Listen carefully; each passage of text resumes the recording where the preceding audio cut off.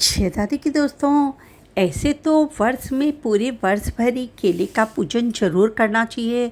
और ख़ास तौर से बृहस्पतिवार के दिन तो केले की जड़ में पानी जरूर डालना चाहिए और उसका पूजन करना चाहिए। किंतु ज्येष्ठ मास में केले के पूजन का विशेष फल बताया गया है दोस्तों।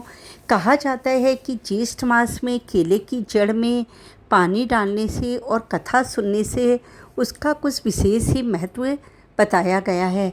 तो केले उसकी कहानी इस प्रकार से है दोस्तों कि एक गांव में एक बहुत ही गरीब औरत रहती थी। उसके उसका पति उसको बहुत ही छोटी उम्र में छोड़कर चला गया था। उसके एक छोटा सा बेटा था। वो मेहनत मजदूरी करके अपने बेटे का और अपना भरण पोषण किया करती थी। एक दिन जब वो काम पर से लौट रही थी तो रास्ते में मंदिर में भजन कीर्तन हो रहा था। तो उसका बेटा भी वहाँ उसे कहने लगा कि माँ मुझे भी भजन कीर्तन सुनने के लिए मंदिर में जाना है। तो वो औरत कहने लगी कि नहीं बेटा, हम मंदिर में नहीं जा सकते, क्योंकि मेरे पास चढ़ावा चढ़ाने के लिए भगवान को कुछ भी मेरे पास नहीं है, तो हम मंदिर में नहीं जा सकते। मगर उसका बेटा बहुत जिद करने लगा कि मुझे मंदिर में जाना है और कीर्तन भजन देखना है। तो वो वहाँ जाकर बैठ गई और वहाँ जाकर जो कीर्तन भजन हो रहा था वो सुनने लगी। सभी कुछ पाठ पूजा खत्म होने के बाद आरती हुई। आरती के बाद जब वहाँ के पुजारी जी प्रसाद वितरण कर रहे थे तो वे उसके पास आकर बोले कि बेटी, मैं तुम्हें बहुत देर से देख रहा हूँ, तुम बहुत चुपचाप बैठी हो, बहुत उदास हो। तुम्हारा क्या दुख है, मुझे बताओ, मैं उसका निवारण ज़रूर तुम्हें बताऊँगा। तो फिर उसने कहा कि पुजारी जी, मैं बहुत ही गरीब औरत हूँ, मेहनत मजदूरी करके अपना और अपने बेटे का भरण पोषण करती हूँ, मगर मेरे पास इतना रुपया नहीं बचता है कि मैं आकर मंदिर में कुछ चढ़ावा चढ़ा सकूं या अपने बेटे को अच्छे से पालन पोषण कर सकूं, इसलिए मैं बहुत दुखी रहती हूं। तो पुजारी जी ने कहा कि बेटी कोई बात नहीं है, आज बैसाख मास की पूर्णिमा है, कल से ज्येष्ठ मास शुरू हो जाएगा और ज्येष्ठ मास में केले के पूजन का विशेष फल बताया गया है।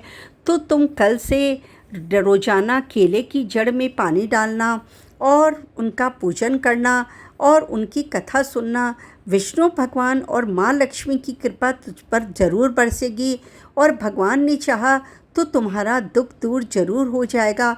वह स्त्री वहाँ से चली गई और घर जाकर वो रात भर सोचने लगी कि मैं भी कल से केले की पूजा जरूर करूँगी। और सुबह वो जल्दी उठकर नहा धोकर तैयार हो गई और एक लोटे में जल लेकर और थोड़ा सा गुड़ और चने की दाल और हल्दी लेकर और केले के पेड़ के वृक्ष के पास चली गई। वहाँ उसने पहले केले की जड़ में पानी चढ़ाया, फिर हल्दी से तिलक किया और वहाँ पर गुड़ और चना उनको भोग रूप में चढ़ा दिया केले की जड़ में। और वहीं बैठकर केले की जो विष्णु भगवान की कथा थी वो सुनने लगी। इससे उसके को बहुत ही अच्छा लगा और उसके मन को बहुत शांति हुई। तो फिर वो रोज़ाना ही उस कथा को सुनने लगी। 12 महीने ही उसकी कथा सुनने का नियम उसका बन गया था और केले की जड़ की पूजा करती थी। उसको किए बिना वो भोजन नहीं करती थी। इधर उसे एक बगीचे में काम मिल गया था जो बहुत ही अच्छा काम था, जिससे वो अपना और अपने बेटे का भरण पोषण भी कर सकती थी और अपने बेटे की जो बहुत कुछ ज़रूरतें थी वो पूरी कर सकती थी। तो उसने अपने बेटे को स्कूल में डाल दिया। वह पढ़ने जाने लगा और समय के साथ साथ बेटा बड़ा हो गया और पढ़ लिख कर बहुत बड़ा आदमी बन गया और दोनों माँ बेटे बहुत ही सुख से रहने लगे अपने घर में। फिर कुछ दिनों बाद उस औरत ने अपने बेटे की बहुत धूमधाम से शादी की। बेटे की शादी होने के बाद जब वो बहू घर में आ गई तो 1 साल तक तो सब कुछ ठीक ही चल रहा था, बहू कुछ नहीं कहती थी। मगर जब 1 साल बीत गया तो बहू ने अपने बेटे से कहा कि ये माँ जी रोज़ रोज़ घी का दीपक जला कर आती है, इससे कितने घी की बर्बादी होती है, आप इन्हें मना कर दीजिए। तो बेटे ने कहा कि मेरी माँ का नियम है, वो केले की जड़ में दीपक जलाए बिना, उसकी पूजा किए बिना भोजन नहीं करती है, तो मैं उसे मना नहीं कर सकता। तो वो कहती है कि ठीक है, आप मत मना करिए, मैं मना कर दूंगी अब आपकी माँ को।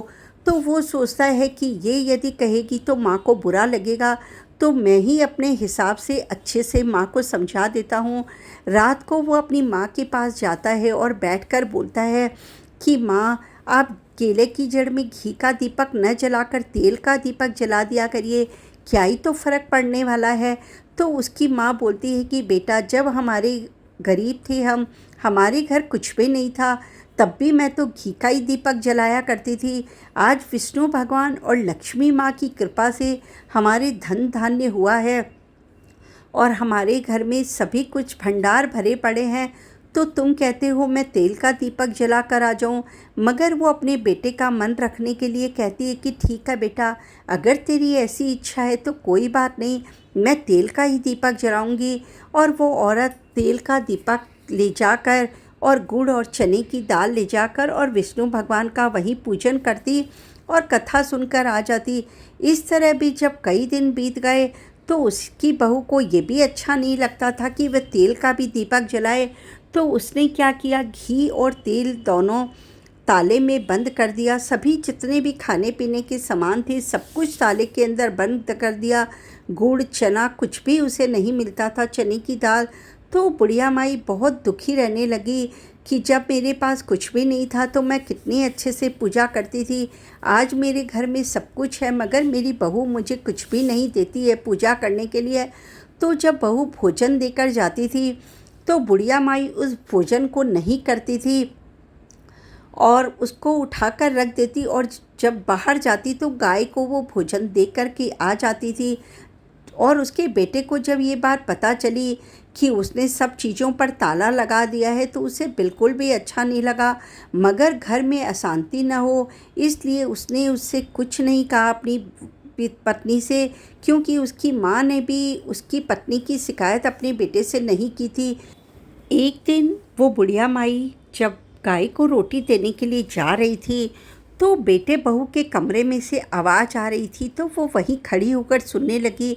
बहू ने उसके बेटे से कहा कि देखो, तुम तो कहते थे कि तुम्हारी माँ भोजन नहीं करती है बिना दीपक जलाए, मैं तो रोज़ भोजन देकर आती हूँ उनके कमरे में और वो रोज़ भोजन कर लेती है।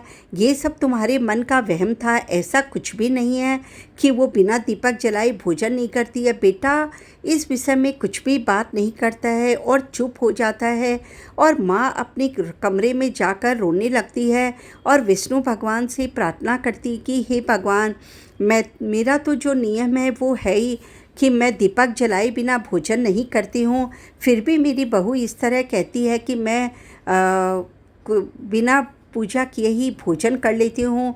तो वो इस तरह से सो जाती है रोते रोते। तो रात में विष्णु भगवान उसकी सपने में आते हैं और कहते हैं कि हे बुढ़िया माई, तुम चिंता मत करो, सुबह नहा धोकर और केले के वृक्ष के पास जाओ, वहाँ पर तुम्हें सभी पूजा की सामग्री मिल जाएगी। जब बुढ़िया माई सुबह उठती है तो सोचती है इसी तरह से स्वप्न आया होगा, मगर फिर भी वो नहा धोकर और जल्दी जल्दी जब केले के वृक्ष के पास पहुँचती है तो देखती है कि वहाँ पर पहले से ही एक दीपक में घी डाला हुआ है, चने की दाल, गुड़, हल्दी, जल का लोटा सब कुछ वहाँ रखा हुआ है। तो बुढ़िया माई पहले तो सोचती है कि किसी दूसरे ने अपनी पूजा की सामग्री यहाँ रखी होगी, मगर फिर बाद में वो आकाशवाणी होती है कि हे बुढ़िया माई, ये सब कुछ सामान तुम्हारे लिए है, तो तुम आराम से कथा सुनो। फिर बुढ़िया माई वो जल चढ़ाकर और पूजा करके कथा सुन के बहुत खुशी खुशी अपने घर आती है और भोजन करके सो जाती है।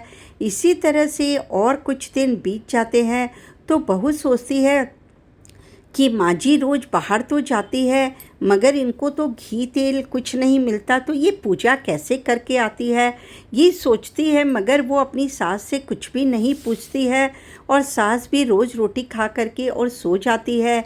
एक दिन उस बहू के भाई और भाभी जब घर पे आते हैं तो वो सोचती है चलो मैं अपने भाई भाभी के लिए हलवा बनाती हूँ, और ये सोचकर वो जब अलमारी में से घी का डब्बा निकालती है तो देखती है कि उसमें से घी बहुत कम हो गया है। तो वो बहुत गुस्सा हो जाती है और अपने पति से जाकर कहती है कि तुम्हारी माँ ने इस डब्बे में से घी की चोरी की है। उसका बेटा कहता है कि गेस्ट आए हुए हैं, उनके सामने में कुछ मत कहो, हम बाद में इस विषय पर बात करेंगे। फिर वो भी कुछ नहीं कहती अपने भाई भाभी के सामने। और जब उन्हें खाना खिलाकर भेज देती है, उसके भाई भाभी जब अपने घर चले जाते हैं, तो वो फिर कहती है कि तुम्हारी माँ ने ही मेरे घी की चोरी की है। तो वो कहता है कि ऐसा मत कहो, मेरी माँ ने मुझे बहुत कष्ट करके पाला है, मगर वो कभी दूसरों के घर में भी उसने चोरी नहीं की, तो आज क्या वो अपने ही घर में चोरी करेगी। उसके बेटे को ये बात सही नहीं लगती है, मगर वो बहू से कुछ भी वार्तालाप नहीं करता है और बोलता है कि ठीक है, हम सुबह उठकर देखेंगे कि वो घी लेकर जाती है क्या। सुबह वो लोग भी जल्दी उठ जाते हैं। माँ जब जल्दी उठकर नहा धोकर और घर से निकलती है, तो बहू बेटे भी उसके पीछे पीछे चले जाते हैं। वहाँ जाकर देखते हैं कि पहले से ही घी का दीपक रखा हुआ है, पूजा की सभी सामग्री रखी हुई है। और उसकी वो पूजा करके जब घूमती है, बेटे बहू उसको छुपकर देखते रहते हैं। तो फिर उस पेड़ में से विष्णु भगवान आकाशवाणी के द्वारा कहते हैं कि तुमने अपनी बीवी के कहने पर अपनी माँ पर शक किया कि वह घी चोरी कर कर लाती है, लेकिन ये तुम तो जानते हो कि बरसों से ये विष्णु भगवान की पूजा करती है, इसलिए मैं इस पर खुश होकर इसकी सारी पूजा की सभी सामग्री मैं इसे देता हूँ और ये इसका पूजन करती है। इस पर बेटे और बहू को बहुत अफसोस होता है और वे अपनी माँ के पाँव पकड़ लेते हैं और बेटा भी बहुत रोने लग जाता है। और जब उसकी बहू को पता चलता है कि विष्णु भगवान की कृपा से उसकी माँ को ये सारी सुविधाएं मिल रही है, तो उसकी बहू भी बहुत शर्मिंदा होती है और अपनी सास के चरणों में पाँव पकड़कर उसे माफ़ी मांगती है और नाक रगड़ के विष्णु भगवान से भी बहुत माफ़ी मांगती है।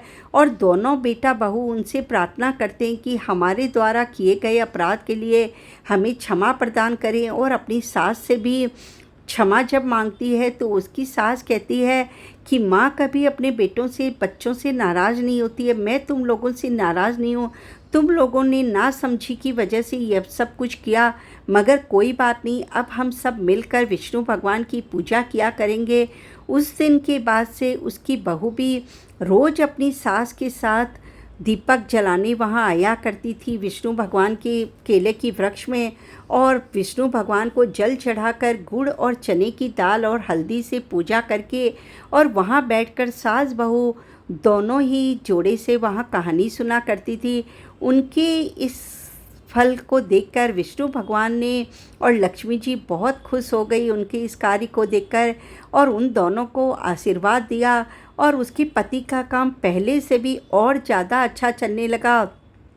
9वें महीने उसके उस बुढ़िया के पोता हो गया और पोते पोतियों से उसका घर भर गया, और उधर उसके बेटे का भी इतना अच्छा काम चलने लग गया कि दोनों सास बहू बहुत खुश रहने लगी। और वो लोग 12 महीने ही विष्णु भगवान की कथा कहती थी और पूजा करती थी। हे विष्णु भगवान, जैसे आपने उस बुढ़िया को और उसकी बहू पर खुश होकर धन धान्य और बेटे पोतों से उनका घर भर दिया, वैसे जो भी आपकी कथा सच्चे मन से सुने और ज्येष्ठ मास में आपके वृक्ष में जल चढ़ाकर और आपका पूजन करे, उन सभी की मनोकामनाएं आप पूरी करना और सबके ऊपर अपनी दया दृष्टि बनाए रखना।